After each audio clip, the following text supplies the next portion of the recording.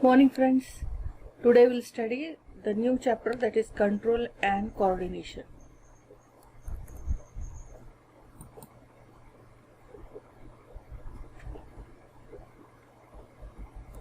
So in this chapter we are going to study these different topics, that is content at a glance, structure, function of brain, then types of brains, transmission of nerve impulses, sensory receptor, endocrine glands, hormones, hypothalamus, hormones as a messenger and a regulator, except the reflex action.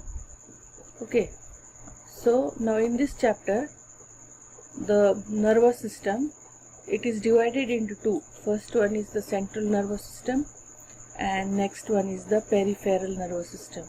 Now here you see in this topic central nervous system, it is divided into brain and the spine cord. Central nervous system, it is divided into brain and spinal cord. Peripheral nervous system, it is divided into two.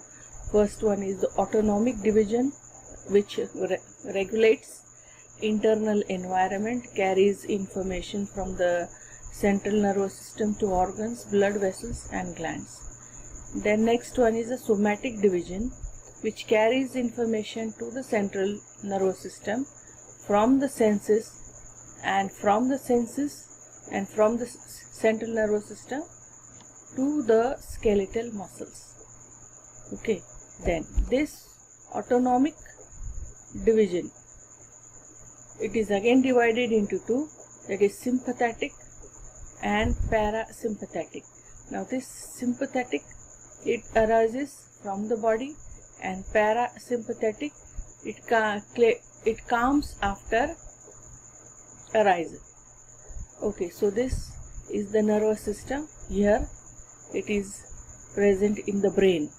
Okay, this is the brain. Then from here spinal cord, it goes here.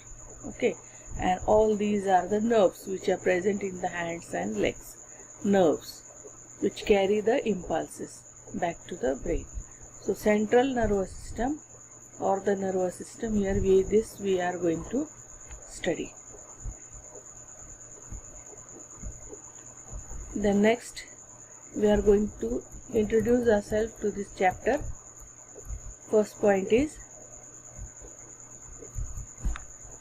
about the multicellular. Means many cells are present in animals. It is one of the basic causes of the development division of a labor. Then this further led to the development of organ system organization. Means different types of cells are there, they come together to form the organs. Okay, and organs, they come together form organ organization or system organization. The movement and locomotion also must be demanded evolution of some of the systems for the control and coordination of the different activities of the body. That means the movement and locomotion of the system, there should be control and coordination, okay, which is carried by various activities. So here coordination, it is the process through which two or more organs interact and complement the functions of one another.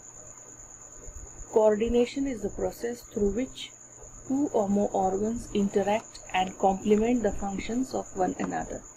Though all living organisms have characteristics ability to respond to the external and internal stimuli, the response given by the animals is much quicker. Okay, means here what happens, all the living organisms, they have the ability to respond to the external or internal stimuli. Stimuli means when the pin is pricked, what happens, immediately you remove the hand, that is called the stimulation. The stimuli, action to the stimuli, the response to the stimuli, it is quicker. Immediately you remove the hand.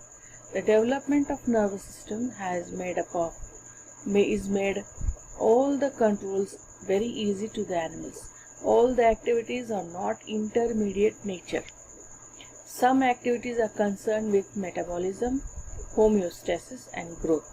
These activities are spread all over during longer duration of time. This is better controlled by the hormones. So these all activities, they are controlled by the hormones. Which are the activities? Metabolism, homeostasis and growth. Since the nervous coordination sends electrical signals, the activity is immediately and fast. However, the hormonal coordination is slow but long lasting. So here you can see structure and function of brain and spinal cord here. So this is the brain, and from the brain spinal cord arises. Okay, this is the thoracic cage, this is the sacral spinal, that is the last bone. Okay, this you can see the vertebral column. In the vertebral column, the spinal cord is present there. Okay, so vertebral column, different types of bones are there, that is cervical, lumbar and sacral. So structure and function of brain and spinal cord. The nervous system in animal kingdom shows great variety.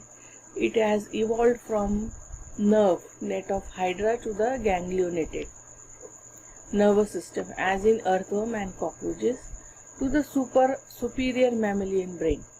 Now, among all the animals, human beings can show some activities which are unique to them due to the presence of super brain.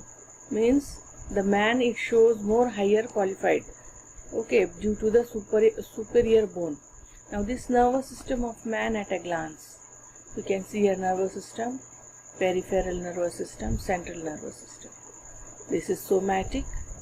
This peripheral nervous system divided into somatic and autonomic. Autonomic, sympathetic, parasympathetic. Okay. Now sympathetic, control in smooth muscles to the heart and glands. Somatic means control skeletal, that is striped or straighted muscles. Okay. Next, now this central nervous system, you can see here, it is divided into two, brain and spinal cord. So brain, it is divided into three, forebrain, midbrain and hindbrain. Okay, here you can see this brain, central nervous system. You can see the spinal cord. Okay, then these are the cleavages of zygote here, they have shown. Next, now brain and spinal cord are constituent of central nervous system. Central nervous system derived, that is from the embryonic ectoderm. Central nervous system is derived from the embryonic ectoderm. Then you can see here peripheral nervous system. The nerves given by the central nervous system to connect all the body parts constitute peripheral nervous system. The nerves given by the central nervous system to connect all the body parts constitute means make peripheral nervous system. So here you can see the brain, central nervous system divided into two, brain and spinal cord. This is the brain, from brain is spinal cord. Okay, and this is the peripheral nervous system, means the nerves, okay, which are connected to the different parts of the body. They make the peripheral nervous system. You can see a division of nervous system, central nervous system. They make peripheral nervous system, which is divided into two, afferent and efferent. Afferent, somatic and autonomic nervous system. Efferent, somatic and visceral. So this you have to keep in mind. Somatic is skeletal muscle, they are voluntary. Autonomic, cardiac. Somatic muscle, glands, involuntary. Then afferent, somatic, skeletal muscle, tendons, joints. Visceral is cardiac, smooth muscles and glands. Okay. Then next is autonomous nervous system. What is autonomous nervous system? Keep control on all the internal organs and is necessary semi-independent in function. Okay. Keep control on all the internal organs, autonomous nervous system, and is necessarily semi-independent in function, body functions and autonomic nervous system. You can see here which parts they control, that is eye, tear gland, submaxillary, salivary gland, heart, lungs, stomach, liver, pancreas, adrenal gland, small intestine, large kidney, bladder, and sexual organs. Okay, so this is body functions and the autonomic nervous system.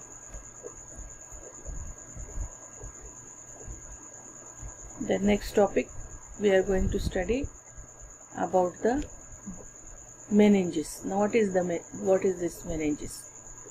Okay, now you can see the layers, skin layers. Okay, the brain and spinal cord are surrounded by connective tissue membrane called meninges. So what is meninges? The brain and spinal cord surrounded by the connective tissue membranes, they are called as meninges. Now this meninges is divided into two: dura mater, arachnoid mater, and pia mater. In the three, first is dura mater. It is the outermost meninges, which is tough, thick, and two-layered fibrous. Function: it is attached to the inner side of the cranium and is protective in function. Second one is arachnoid mater. Here you can see dura mater, arachnoid mater, and third one is the pia mater. These three, here they are present. Okay, these are the meninges. You can see here what is meninges. It is the connective tissue between the brain and the spinal cord, surrounded by the connective tissue membrane. It is called as meninges, which is divided into three: dura mater, arachnoid mater, and pia mater. Second, we shall study arachnoid mater. It is middle, thin, vascular meninges formed of reticular connective tissue. Function: it is nutritive or protective, having spider web, villi, appearance for absorption of CSF, that is cerebrospinal fluid.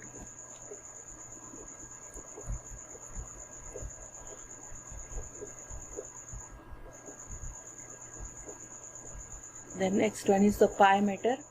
Pia mater is the innermost thin, soft vascular membrane lying in contact with the central nervous system. It is highly vascular and hence nutritive in function. The arachnoid mater and dura mater are separated by subdural space filled with the serous fluid. In between pia mater and arachnoid mater, subarachnoid space is present. It contains lymph-like watery fluid called as cerebrospinal fluid. Cerebrospinal fluid is secreted by choroid plexus and ependymal cells. Cerebrospinal fluid is alkaline and about 120 ml in adult. Viral and bacterial infections of meninges is meningitis. Okay, now you can see here the brain. CSF, cerebrospinal fluid, here flow is there. Okay, then these three layers are there. You can see this. They have shown dura mater, arachnoid mater, and the innermost is the pia mater. This is again meninges. Okay. Then difference between the dura mater and pia mater, they may ask. So dura mater, it is the outermost meninges. Pia mater, innermost meninges. Dura mater lies on innermost side of skull or cranium. Lies on outermost side of brain. Tough, thick, fibrous, thin and highly vascular, protective nature, nourishing nature. Below dura mater is subdural space and above pia mater is subarachnoidal space. So these are the few differences between the dura mater and pia mater. Thank you. Next topic we shall study later.